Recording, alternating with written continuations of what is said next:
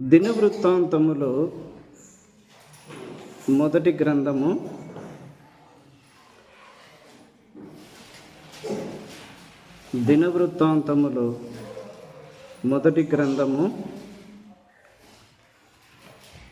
15వ అధ్యాయము.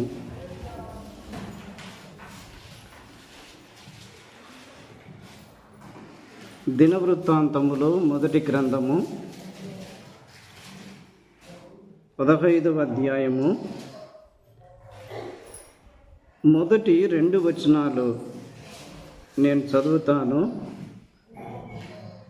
దావీదు తన కొరకు దావీదు పురమందు ఇండ్లు కట్టించెను. దేవుని మందసమునకు ఒక స్థలమును సిద్ధపరచి దాని మీద గుడారం ఒకటి వేయించెను. మందసమును ఎత్తుటకును నిత్యము తనకు సేవ చేయుటకును యెహోవా లేవీయులను ఏర్పరచుకొనెనని చెప్పి వారు తప్ప మరి ఎవరును దేవుని మందసమును ఎత్తకూడదని దావీదు ఆజ్ఞ ఇచ్చెను. అలాగే 22వ వచనము, లేవీయుల అధిపతి అయిన కెనన్య మందసమును మోయుటయందు గట్టివాడైనందున అతడు మోత క్రమము నేర్పుటకై నియమింపబడెను. ప్రార్థన చేసుకుందాం.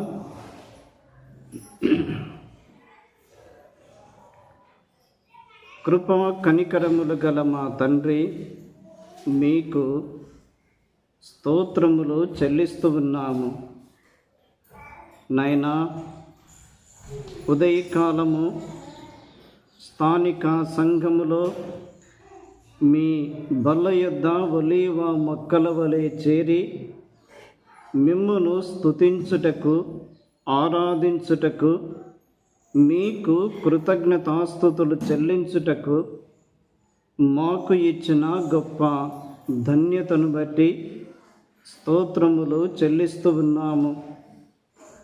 ముచ్చుమరిలో మీరు స్వరక్తమిచ్చి సంపాదించుకున్న సంఘమును బట్టి, సంఘములో మీరు జరిగిస్తున్న పరిచర్యను బట్టి మీకు స్తోత్రములు చెల్లిస్తూ ఉన్నాము. సంఘమును, పరిచర్యను, పరిశుద్ధుల కుటుంబాలను మీరు దీవించండి, ఆశీర్వదించండి, మీ కృపలో వర్ధిల్ల చేయమని ప్రార్థన చేస్తూ ఉన్నాము. మా ప్రభువా, కొద్ది నిమిషాలు మీ వాక్యము కొరకై మేము కనిపెట్టుకొని ఉండగా, మీ గ్రంథములో చదువుకున్న లేఖన భాగములు మీరు దీవించి మాతో మీరు మాట్లాడమని యేసు క్రీస్తు నామమున స్తోత్రములు చెల్లించి వేడుకొనుచున్నాము తండ్రి. ఆమెన్. ప్రభువునందు ప్రియులారా, మనము దినవృత్తాంతములు మొదటి గ్రంథము 15వ అధ్యాయము మొదటి 2 వచనాలు, ఆ తరువాత 22వ వచనం మనం చదువుకున్నాము. దినవృత్తాంతములు మొదటి గ్రంథము 15వ అధ్యాయములో దావీదు దేవుని మందసమును సరి అయిన క్రమములో తీసుకొని వస్తున్నాడు. దేవుని మందసమును సరి అయిన క్రమములో తీసుకొని వచ్చుచున్న ఆ క్రమములో ఎవరెవరు ఎక్కడ ఉండాలి, ఎవరెవరు ఏమి చేయాలి సంగతులు దావీదు స్పష్టముగా తెలియచేస్తూ ఉన్నాడు. ఇందులో మనకు ఒక వ్యక్తి కనిపిస్తున్నాడు. ఆ వ్యక్తి పేరే కెనన్య. ఈ ఉదయకాలము మనము కొన్ని తలంపులు మనము జ్ఞాపకం చేసుకుందాం. ఈ కెనన్య ఎవరు అని మనం ఆలోచన చేస్తే, ఈ కెనన్య ఎవరు చూడండి. దినవృత్తాంతములు మొదటి గ్రంథము 15వ అధ్యాయము 22వ వచనము. లేవీయులకు అధిపతి అయిన కెనన్య.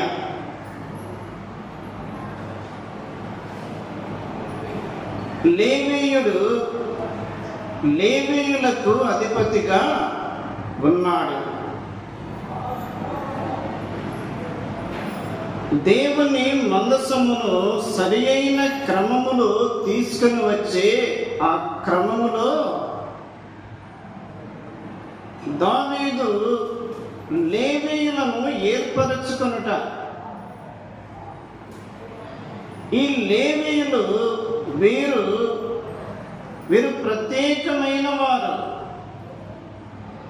వీరు ఏర్పరచబడిన వారు, వీరు దేవుని పని కొరకై నియమించబడిన వారు. ఈ లేవీయులు ఎక్కడ నుండి వచ్చారు అని చూస్తే,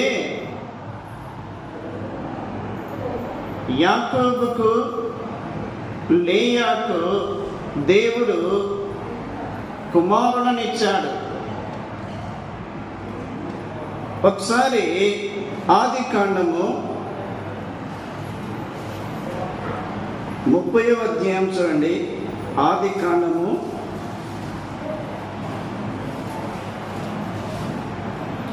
లేక 29వ అధ్యాయము 29వ అధ్యాయము 34వ వచనము. ఆమె మరలా గర్భవతి అయి కుమారుని కని తుదకు ఈసారి నా పెనిమిటి నాతో హత్తుకొనియుండును, అతనికి 3 కుమారులను కంటిని అనుకొనెను. అందుచేత అతనికి లేవి అని పేరు పెట్టెను.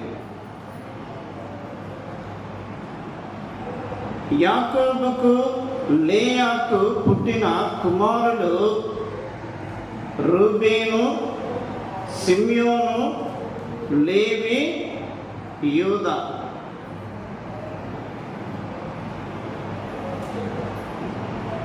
ఈ లేవి గోత్రము చాలా ప్రత్యేకమైన గోత్రముగా ఉంది.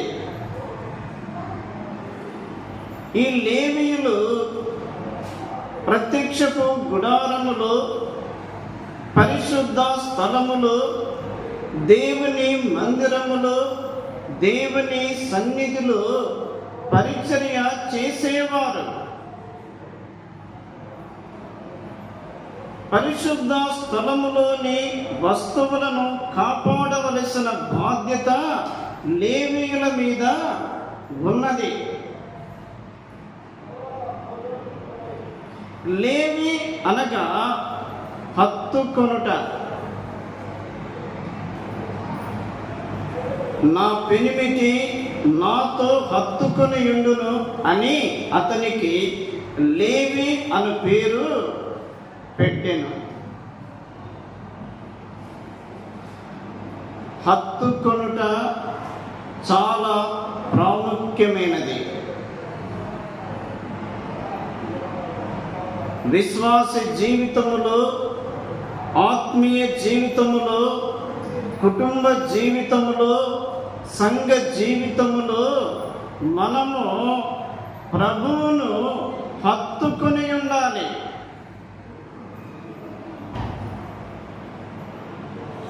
హత్తుకొనుట అనగా విడువక ఉండుట కదా, విడిచిపెట్టకుండా ఉండుట. వివాహ సందర్భములో ఒక మాట జ్ఞాపకం చేస్తారు. ఏమిటి? పురుషుడు తన తండ్రిని తన తల్లిని విడిచి తన భార్యను హత్తుకొనును. పురుషుడు తన భార్యను హత్తుకొనును. ఈ పురుషుని జీవితంలోనికి స్త్రీ వచ్చినది, ఈ స్త్రీ జీవితంలోనికి పురుషుడు వచ్చాడు. కాబట్టి ఈ పురుషుడు ఆ స్త్రీని హత్తుకొని ఉండాలి. జీవిత కాలం అంతటిలో విడువక వెంబడించాలి.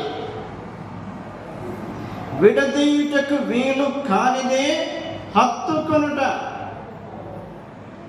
పురుషుడు తండ్రిని తల్లిని ప్రేమించాలి, గౌరవించాలి, వారి పట్ల బాధ్యతలు కలిగి ఉండాలి. కానీ ఈ పురుషుడు ఆ స్త్రీని హత్తుకొని ఉండాలి.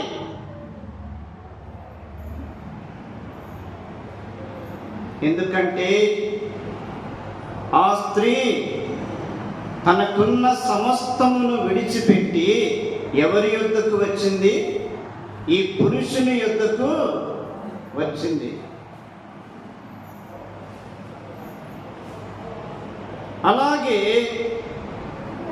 మన ప్రభువు మన కొరకు ఆయన పరలోకమును విడిచిపెట్టి మానవుడుగా లోకానికి వచ్చి సిలువలో ఆయన మన కొరకు ప్రాణం పెట్టాడు.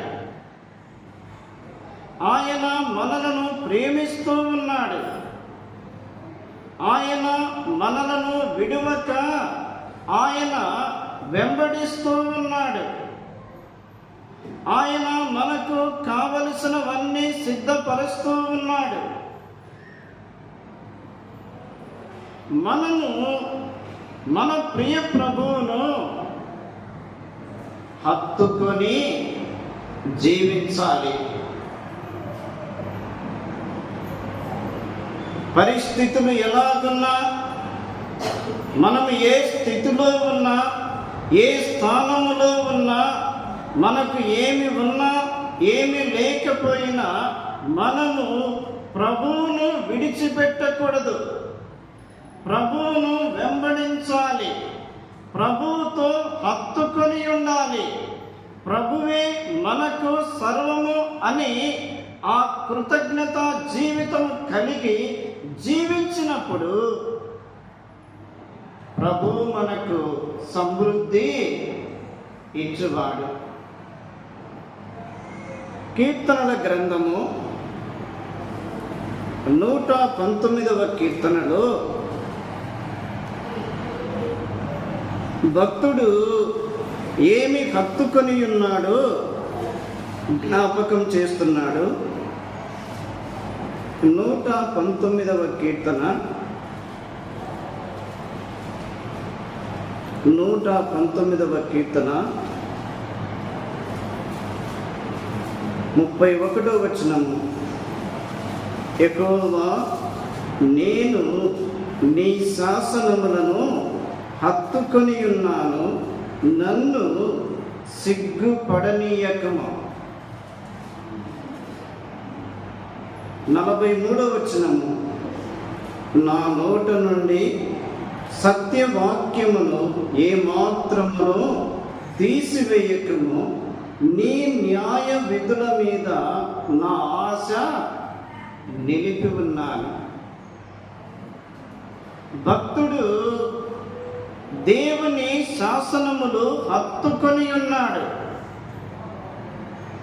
దేవుని ధర్మశాస్త్రమును మరచిపోవుటలేదు,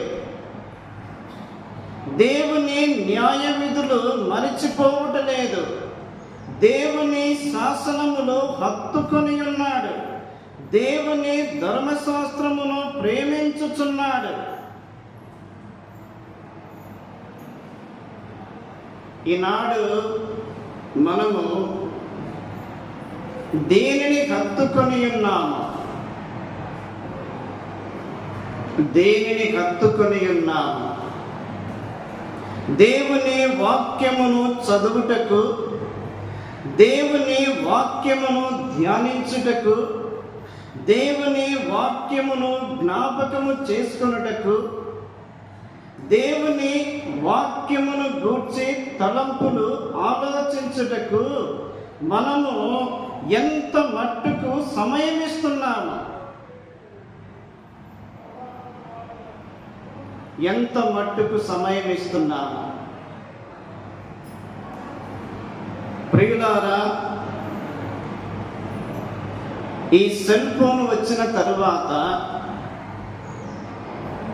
అందులోనే సాంగ్స్, అందులోనే బైబిల్, అందులోనే వాక్యమును గూర్చిన మాటలు, వాటిని చదువుకోవడము, వాటిలో నుండి కీర్తనలు పాడడము, అందులో నుండి వాక్యమును చదువుకోవడము ఆశీర్వాదకరమా? దేవుని గ్రంథము దేవుని గ్రంథమే, మొబైలే. దేవుని గ్రంథములో వ్రాయబడినవి మనము ప్రతిదినము క్రమముగా చదివినప్పుడు మన జీవితము దీవెనకరముగా మార్చబడుతుంది. దేవుని గ్రంథము మన యొక్క చేతిలో ఉన్నప్పుడు మనకు దైవ సంబంధమైన భయము ఏర్పడుతుంది. దేవుని వాక్యమును చదువుతున్నప్పుడు మన జీవితాన్ని వాక్యమే చూపిస్తుంది. లోకములో పడిపోకుండా, శోధనలో పడిపోకుండా, అపరాధములో పడిపోకుండా దేవుని వాక్యమే మనలను కాపాడుతుంది.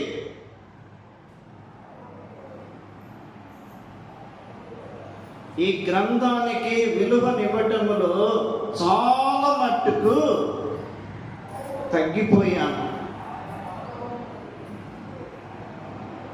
ప్రియులారా, భక్తుడు నీ శాసనములు, నీ ధర్మశాస్త్రమును, నీ న్యాయ విధులు నేను హత్తుకొని ఉన్నాను. నా నోట నుండి సత్యవాక్యమును ఏమాత్రము తీసివేయకము. దేవుని వాక్యము మన హృదయములో ఉంటే మన నోటిలో నుండి ఏమి వస్తాయి? వాక్య తలంపులే వస్తాయి. మన అంతరంగములో లోకము నింపబడినప్పుడు మన నోట నుండి దేవుని వాక్యమును గూర్చిన తలంపులు ఏమాత్రము కూడా రావు. భక్తుడు నీ శాసనములు నేను హత్తుకొని ఉన్నాను. మనకొక ప్రశ్న వేయబడుతుంది. ప్రతి దినము మనము దేవుని వాక్యమును ఎంత మట్టుకు చదువుతున్నాము? దేవుని వాక్యమునకు ఎంత సమయమును కేటాయిస్తున్నాము? దేవుని వాక్యము పట్ల ఎంత ప్రేమ కలిగి ఉన్నాము? మనం ఆలోచన చేసుకోవాలి. అపోస్తలుల కార్యములో లేక లూకా సువార్త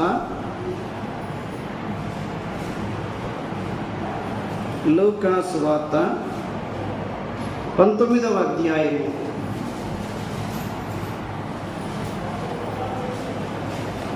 19వ అధ్యాయము 48వ వచనము. ప్రజలందరూ ఆయన వాక్యమును వినుటకు ఆయనను హత్తుకొని ఉండిరి గనుక ఏమి చేయవలనో వారికి తోచలేదు. వాక్యము మీద దృష్టి పెట్టినప్పుడు, వాక్యమును చదువుతున్నప్పుడు, వాక్యమును వింటూ ఉన్నప్పుడు, వాక్యమును గూర్చి ధ్యానిస్తూ ఉన్నప్పుడు దుష్టుడు పలు విధాలుగా శోధిస్తాడు, ఆటంకాలు కలగచేస్తాడు. వాక్యము మీద నుండి దృష్టి ప్రక్కకు మరల్చును. జనులు వాక్యము వినుటకు హత్తుకొని ఉన్నారు. అపోస్తలుల కార్యములు 11వ అధ్యాయము.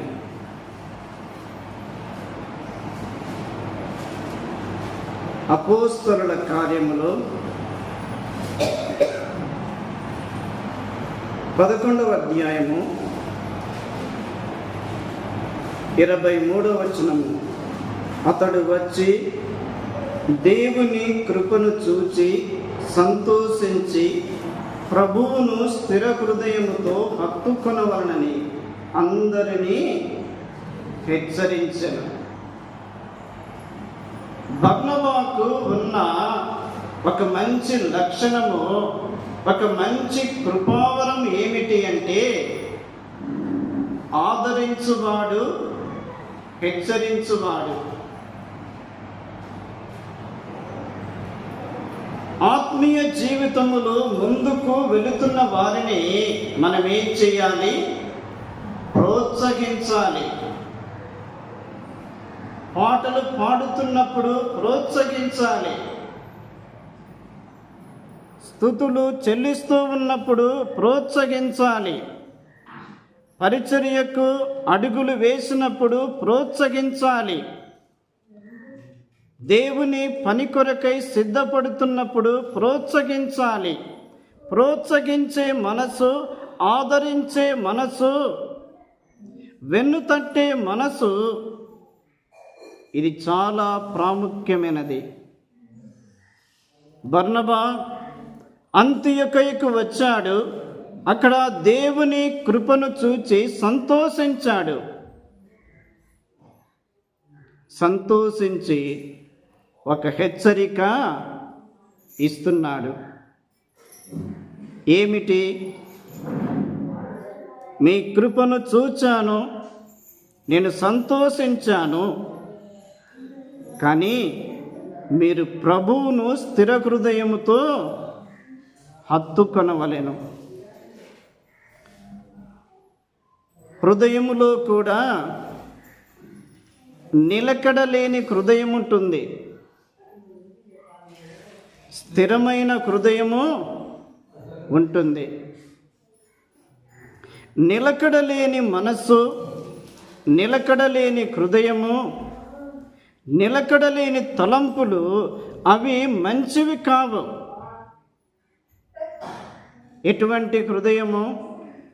స్థిరమైన హృదయముతో మనము ప్రభువును హత్తుకొనవలెను. నీ దేవుడైన ప్రభువును నీవు నీ పూర్ణ హృదయముతో, నీ పూర్ణ ఆత్మతో, నీ పూర్ణ మనస్సుతో నీవు ఆయనను ప్రేమించి, ఆయనను సేవించి, ఆయనను నీవు హత్తుకొని ఉండాలి.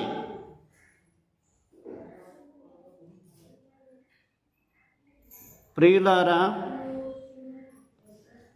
ఒకవైపు చూచినప్పుడు భక్తిహీనులు పెరిగిపోతూ ఉన్నారు. భక్తిహీనులు వృద్ధి చెందుతూ ఉన్నారు. ఆత్మీయులు బలహీనులవుతున్నారు. కాబట్టి మన విశ్వాస జీవితములో మనము ప్రభువును స్థిర హృదయముతో హత్తుకొనవలెను. ఒక మాట జ్ఞాపకము చేసుకుందాం. రూతు గ్రంథము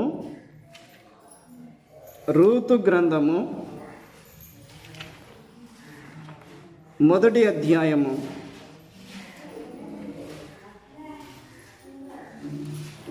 రూతు గ్రంథము మొదటి అధ్యాయము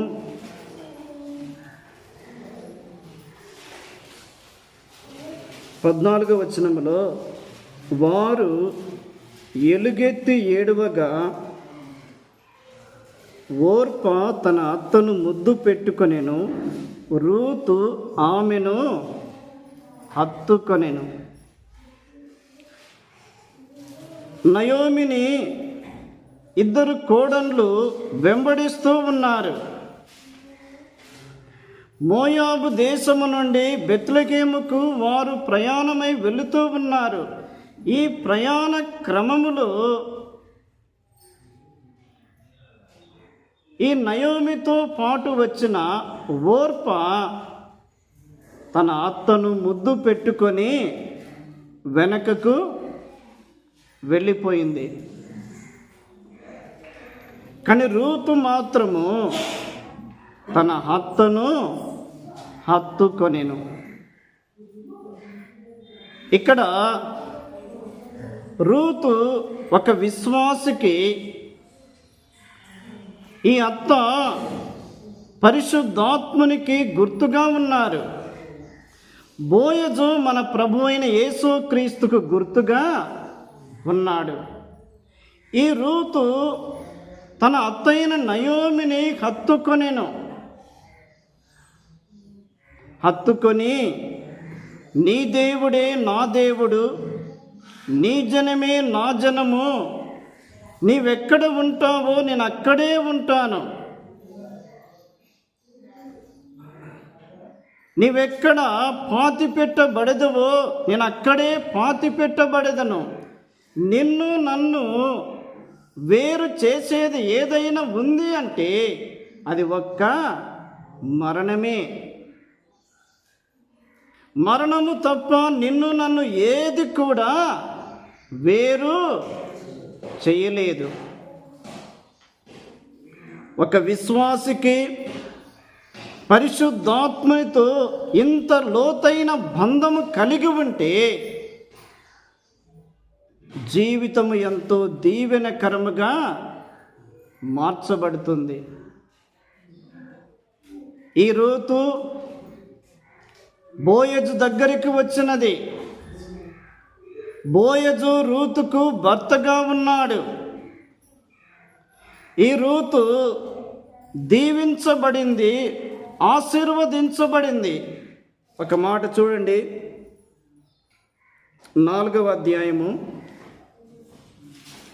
రూతు గ్రంథము 4వ అధ్యాయము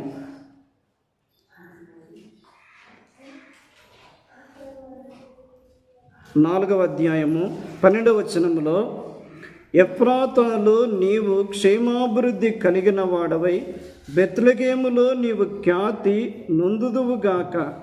యెహోవా ఈ యవనురాలి వలన నీకు దయచేయి సంతానమును నీ కుటుంబమును తామారు యూదాకు కని పెరేసు కుటుంబము వలె ఉండునుగాక. మెట్టుకు రూతు యొక్క జీవితము ఎంతో దీవెనకరముగా మార్చబడింది. కారణం తన అత్తయ్యైన నయోమిని ప్రేమించినది, వెంబడించినది, హత్తుకొని ఉన్నది.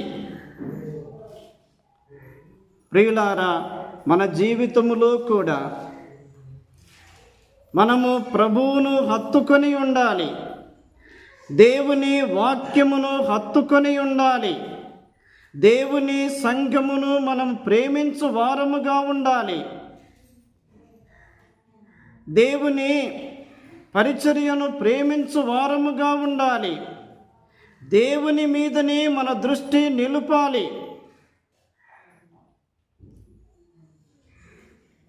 హత్తుకునే జీవితము చాలా ప్రాముఖ్యమైనది.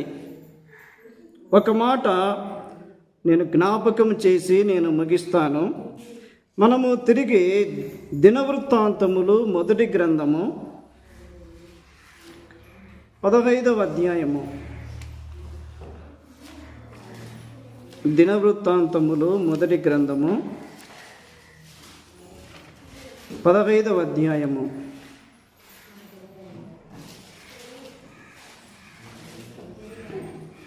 2వ వచనములో, మందసమును ఎత్తుటకును నిత్యము తనకు సేవ చేయుటకును యెహోవా లేవీయులను ఏర్పరచుకొనెనని చెప్పి, లేవీయులు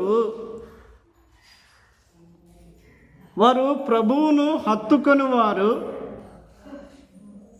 వారు దేవుని మందిరమును ప్రేమించువారు, వారు దేవుని పరిచర్యలో నమ్మకముగా బాధ్యతలు కలిగిన వారు, వారు ఏర్పరచబడిన వారు. మనము కూడా ఏర్పరచబడిన వారము.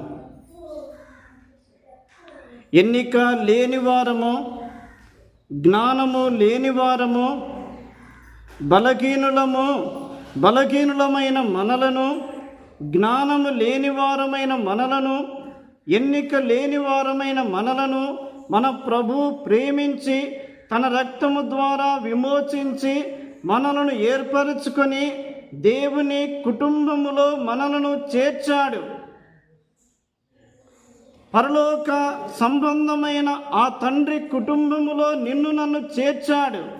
నిన్ను నన్ను చేర్చుటలో దేవుడు ఒక ప్రత్యేకమైన ప్రణాళిక కలిగి ఉన్నాడు.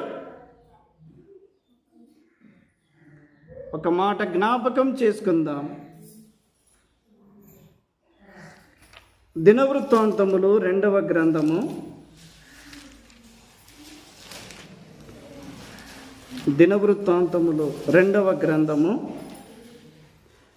29వ అధ్యాయము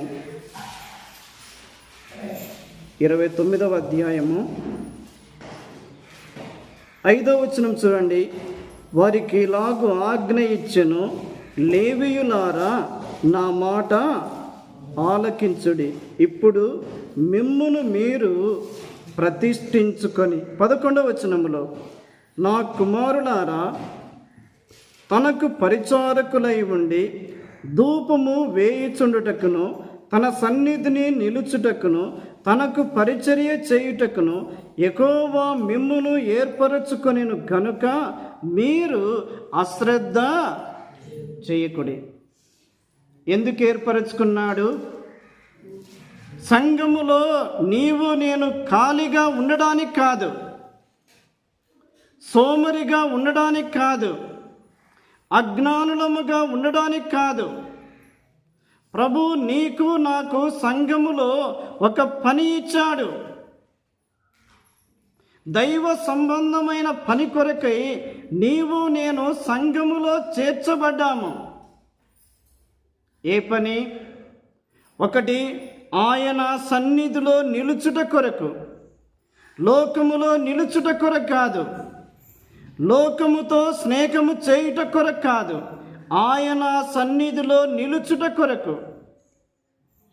రెండవది, ఆయనకు ధూపము వేయుటకు, అనగా ప్రార్థన చేయుట కొరకు. ప్రార్థన మనము చేస్తున్నామా? ప్రార్థనకు ఎంత సమయమును మనం ఇస్తున్నాము? ఆదివారమున 100 మంది కనబడితే విజ్ఞాపన కూడికలు ఎంతమంది ఉంటారు? ఎంతమంది? 5 మంది లేక 10 మంది. ఆరాధన కూడిక విలువైనదే, కానీ ప్రార్థన కూడిక అది బలమైనది. సంఘ ప్రార్థన, సంఘ విజ్ఞాపన గొప్ప కార్యములను జరిగించేది. మూడవదిగా, ఆయన మందిరములో పరిచర్య చేయుటకు ఆయన ఆనాడు లేవీయులను ఏర్పరచుకున్నాడు, ఈనాడు నిన్ను నన్ను ఏర్పరచుకున్నాడు. నిన్ను పిలిచిన పిలుపును, నీ ఏర్పాటును నీవు గుర్తించావా, గ్రహించావా, ఎరిగావా, ఆలోచన చేశావా? ఆలోచన చేస్తే ప్రభువు నీకిచ్చిన ఆ నమ్మకమైన పనిలో నీవు యోగ్యుడవుగా నీవు ఉండాలి. లేవీయులు వారు ప్రభువును హత్తుకొని వారు. రెండవది, లేవీయులు వారు ఏర్పరచబడిన వారు. అట్టి కృపలోనికి ప్రభువు మనలను నడిపించునుగాక.